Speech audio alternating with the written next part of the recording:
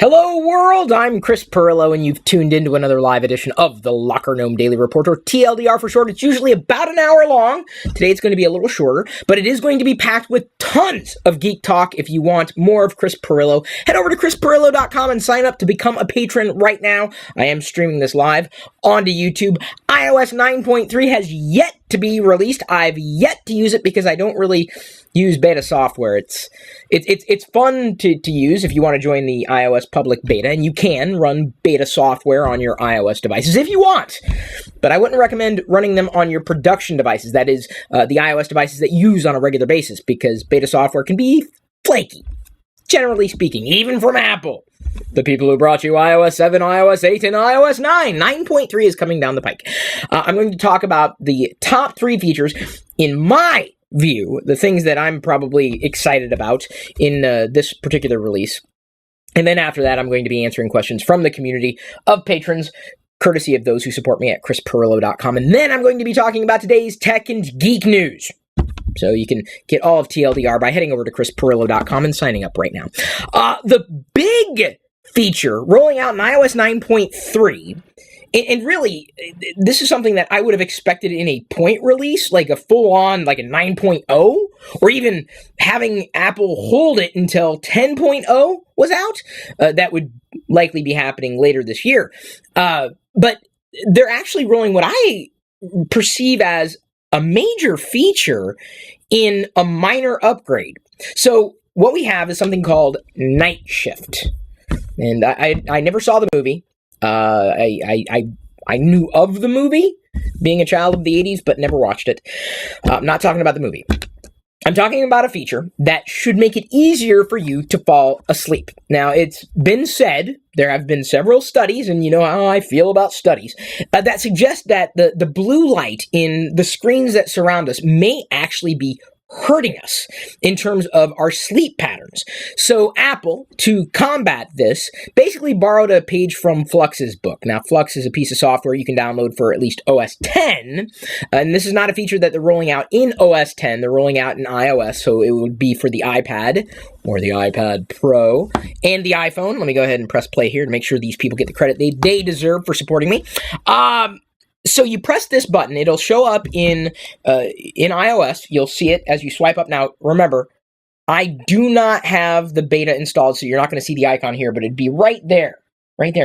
And currently, it's going to be like a sun that's half dark and half light. And Night Shift will effectively allow you to toggle the color saturation, or the, how should we say this? Either you can have your screen white be more blue or more red. And the more red it is, the better off you're going to be at night. That is to say, it's not going to disrupt your sleeping patterns, because the blue light in the LED, the blue light that's being cast, the blue, is apparently what throws people off. I had no idea. So effectively, Apple's making it such that you can tap this button and enable Night Shift immediately. You can even use a slider to have the screen's whites be more red or more blue. Or you can toggle it until you wake up the next day. So effectively, Night Shift mode would be something that I would expect anybody to just turn on, and you don't even think about it. Some people who have been using the beta have suggested that, well, A, it works, and B, it's actually helped their sleep. So if you, like many people, go to bed with your tablet or your smartphone, you might enable Night Shift mode, and that might change your sleeping patterns, especially if you're going to sleep and you're using your smartphone at the same time. And so hopefully I described that feature as best I can right now. It'll be easier when you're actually using it, but I would actually recommend you just turning it on, set it, and forget it, much like the do not disturb, although this one could impact your sleep. Because I'm guessing you go to bed with your smartphone. It's a total guess. I could be wrong. Maybe you don't go to bed with your smartphone. I'm getting notifications telling me the questions that I get to answer today. The second big feature that I'm looking forward to in iOS 9.3 is, again, something that, in my estimation, is a major feature. Something that I wouldn't have expected in a point update, a 9.3. I would have expected it in a 9.0 or a 10.0. Secure Notes. So Apple even uses on their iOS 9. They have a page on their website for iOS 9.3, this quote-unquote minor update, which more and more sounds like a major update. They've got a screenshot of people who put their passwords in plain text in a note. I'm going to stop short by saying people are stupid. I'm not going to say that. What I am going to say is that people use the tools at their disposal and typically take the path of least resistance. And this is not a very smart thing to do. The notes are stored in plain text, and storing any kind of private information in an unsecure note is a bad idea. It's a very, very, very, very, very bad idea. And Apple has done an amazing job at helping people lead more secure lives without thinking about it. That was the whole introduction of Touch ID. Made it easy to secure your phone because people just didn't set a PIN code. It was, no, I don't want to set the PIN code. I just want to unlock it and go. And back in the day, I'm like, why do I need to set a PIN code? I'm like, it was just me on my own, and I never really lost the phone. It was always in my possession. Well, Diana comes around, Jedi comes around. I had no choice. But by then, I'd already, I was in my head. I was like, okay, I'm going to set a long passcode, Touch ID, etc. So people store things that can be stored in plain text, in notes, or, well, now notes is rich text, so you got images and what have you. So Apple has now made it such that you can make a note and secure it with Touch ID and or your passcode. So it's now potentially more secure. Will people go that far? I think they will, knowing full well they can secure a note that they know needs to be secure, and just use Touch ID to lock it down so that nobody else would be able to see what's underneath effectively. Although the screenshot they used was kind of weird. I don't know if it was in the setup process, but it showed fake usernames and passwords in the note and then secured by the Touch ID prompt. It was really bizarre, but illustrated what they know their users do. And let's just face it, most people don't. How can I say this? I'm trying to be as kind as I can be. Stopping short by calling people stupid. It's not their fault. They take the path of least resistance and more often than not hurt themselves. This is the whole debate that's going on with Apple's encryption and the FBI wanting just one this one case, even though it's not just this one case.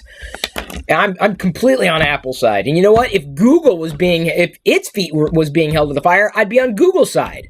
I'd be on anybody's side for encryption. It's all or nothing.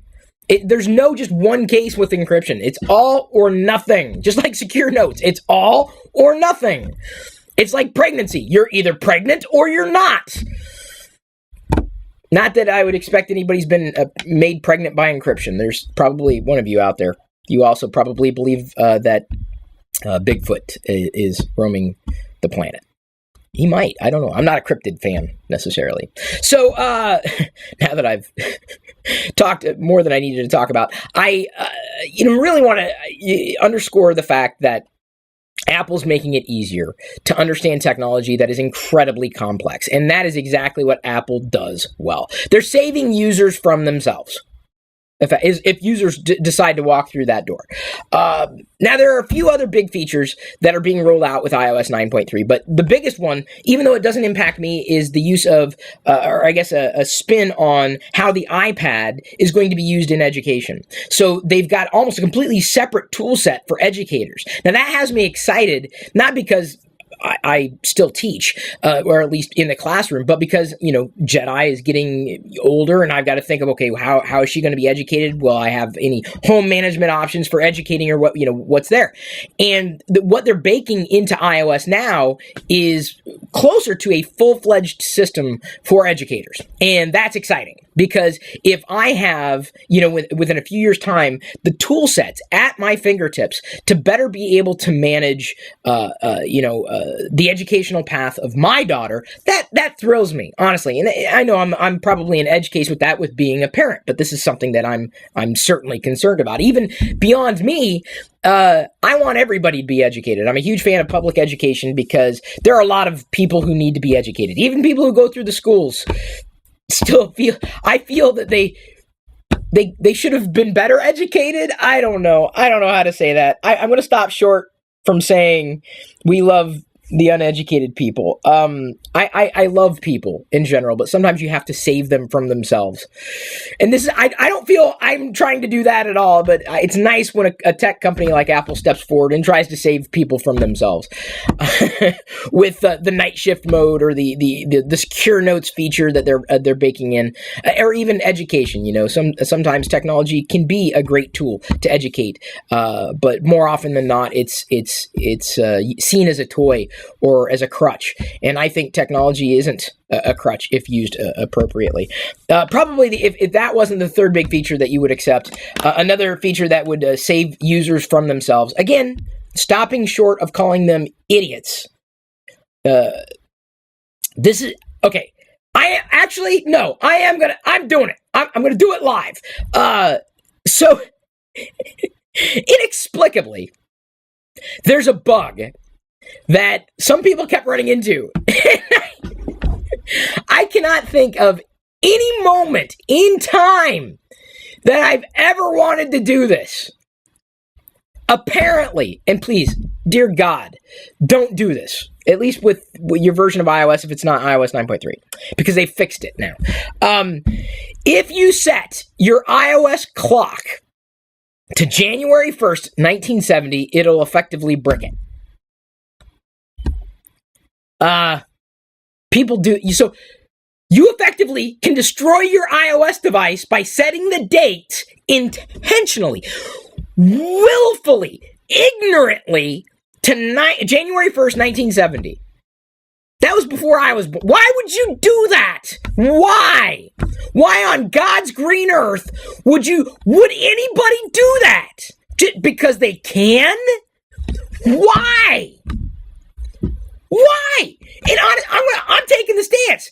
If you brick your phone for intentionally setting the date, knowing full well you're going to break the phone to January 1st, 1970, you deserve everything you get. I wouldn't have faulted Apple for never fixing that bug. Honestly, I'm just going to be flat out honest with you. Now, if you do it to somebody else's device, that's just mean, that's rude, and you don't deserve technology in your life at all if you do that. If you do it intentionally, you get exactly what you're getting. You're going to prick your device. So Apple, again, saves people from themselves. Again, I'm going to stop short. People generally don't know what's going on with technology, and that is obvious anytime you listen to a politician try to talk about technology. Anytime. I'm a little amped up today. So I am looking forward to iOS 9.3, if only to see if performance improves. They haven't talked about any performance improvements at all in iOS 9 point anything.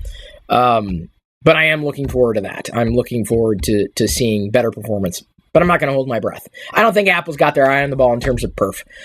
I don't. Maybe they'll change their mind with iOS 10. The only feature that I'm really expecting in iOS 10 or in iOS 9.3 to like sneak in as a bonus feature is animated GIF support. It's everywhere now. It's in Twitter. Although the Apple commercial called it a GIF. No. GIF. It's GIF. It's GIF. Okay. The creator of the GIF calls it a GIF. It's a GIF. And I love GIFs. Love them. In fact, Eric, he's the resident GIF master now here in the community. He GIFed me yesterday and the day before. It was great. I love being GIFed. GIF me. GIF my my TLDR segments. GIF my vlogs. GIF me anywhere. GIF me and I'll retweet it. That's a guarantee. Guarantee. You want a guaranteed retweet from me? GIF me. I love GIFs. Love them. That's the support I'm expecting at some point. They got live photos. Who uses that? I kind of do, but not really. GIF? Oh, yeah. Oh, yeah. Love me the GIFs. Okay. No, there is no official support, though, from Apple at this stage. I expect it at some point, though. So, now that I've talked about the things that I'm looking forward to in iOS 9.3, I'm going to move on with my life with the patrons. Going to answer some tech questions, some geek questions from this community, and then talk about today's geek news, and there's a small amount of it. And then I'm going to roll through the weekend. So thank you, everybody, for tuning in. I am now going to move on to geek out with the others. You can join me if you head over to chrisperillo.com and sign up to become a patron immediately. Today's free podcast highlight was brought to you by all of my active patrons from chrisperillo.com.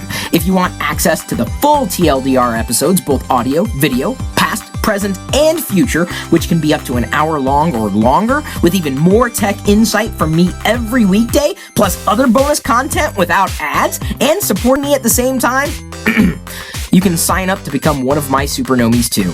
This is just a brief taste of what I'm producing for you daily. Again, get more through chrisperillo.com.